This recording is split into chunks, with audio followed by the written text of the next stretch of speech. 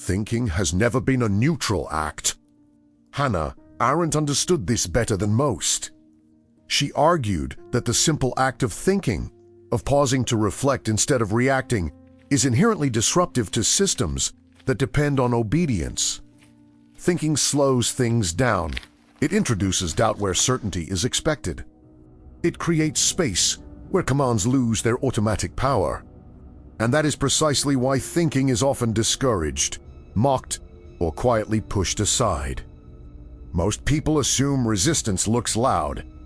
Protests, speeches, open defiance. But Arendt believed the most fundamental form of resistance happens long before action. It begins internally, in the silent moment when a person refuses to stop thinking, when they refuse to surrender judgment, when they refuse to let rules replace conscience. This kind of resistance is invisible, but it is powerful, and it is dangerous to any system that relies on unexamined compliance. Arendt did not romanticize thinking. She did not present it as comfortable or heroic. She described it as lonely, exhausting, and often unrewarded. Thinking separates you from the crowd. It forces you to stand still while others move forward with confidence. It exposes you to uncertainty. And yet, she believed that without thinking, human beings become instruments rather than agents. The danger of thinking, from the perspective of power, is that it cannot be fully controlled. You can regulate behavior, speech, and even information. But you cannot easily regulate inner dialogue. A thinking person may obey outwardly, but inwardly they remain free. And that freedom is unstable. It can turn into refusal, into resistance, into moral limits that authority cannot cross. Arendt observed that authoritarian systems do not fear violence as much as they fear judgment. Violence can be managed. Judgment cannot. A person who judges does not simply ask what is required, but whether it is acceptable. They introduce a standard that exists outside the system. And once that standard exists, obedience is no longer guaranteed. This is why thinking is often reframed as dangerous. It is called impractical, unrealistic, or irresponsible. People who think too much are told they complicate things, that they slow progress, that they create problems where none existed. But Arendt saw this as a sign of fear. Systems fear thinking because thinking exposes their moral emptiness. When people stop thinking, systems run smoothly. Orders are followed. Procedures are respected. Efficiency increases. But when people start thinking, friction appears. Questions arise. Justifications are demanded. And suddenly, actions must be defended rather than simply executed. That defense is costly. It requires reasons. And many systems cannot survive honest scrutiny. Arendt believed that the greatest moral failures occur not when people choose evil, but when they stop choosing altogether. When they allow themselves to be carried by routines, expectations, and commands without reflection. In those moments, thinking becomes resistance simply by existing. It interrupts the flow. It creates a pause between order and action. And in that pause, responsibility re-enters. The climax of Arendt's insight is deeply unsettling. Thinking does not tell you what to do. It does not guarantee correct action. But it makes you responsible for whatever you do next. Once you have thought, you cannot claim ignorance. You cannot say you didn't know. You cannot hide behind roles.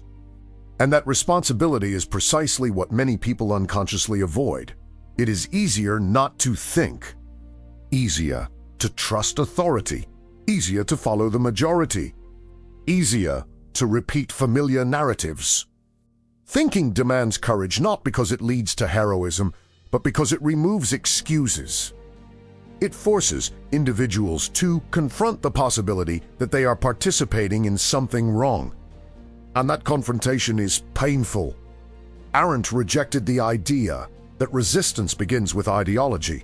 She believed it begins with integrity, with the refusal to act against oneself, with the awareness that you must live with your own actions. Thinking keeps that awareness alive. It prevents people from splitting themselves into private individuals and public functionaries. It insists on unity. And unity is dangerous to systems built on fragmentation. In the modern world, thinking is increasingly framed as unnecessary. Speed is valued over reflection, reaction over contemplation, expression over understanding. People are encouraged to take positions instantly, often without depth or context. But this is not thinking in Arendt's sense. This is repetition. Real thinking requires silence, time, and discomfort, and those are increasingly rare. The true threat is not that people are manipulated. It is that they stop caring whether they are. When people no longer ask why, manipulation becomes effortless. Arendt believed that thinking is the last line of defense against this condition. Not intelligence, not education. Thinking, the willingness to pause and examine. What makes thinking an act of resistance is that it cannot be fully predicted. A thinking person may surprise themselves. They may change their mind. They may refuse at the last moment. This unpredictability undermines systems that depend on reliable obedience, and so thinking is subtly discouraged, replaced with slogans, routines, and emotional shortcuts. Arendt did not promise that thinking would save the world. She promised something far more modest and far more demanding. She promised that thinking would prevent people from becoming something they cannot live with, that it would preserve a space of humanity, even in inhuman conditions, that it would keep evil from becoming effortless. The most radical idea in Arendt's philosophy is that resistance does not begin with action. It begins with refusal. The refusal to stop thinking, the refusal to silence inner dialogue, the refusal to let convenience replace conscience. That refusal may never be visible, it may never be praised, but it is the foundation of all meaningful resistance. If this idea unsettles you, that is not a flaw. It is a sign that thinking is happening. Hannah Arendt believed that thinking is dangerous because it makes people free, and free people are unpredictable.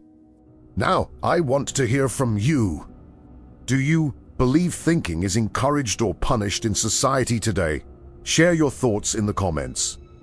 If this video challenged the way you see resistance, leave a like and subscribe to the channel. Because thinking is not passive. Thinking is an act of resistance.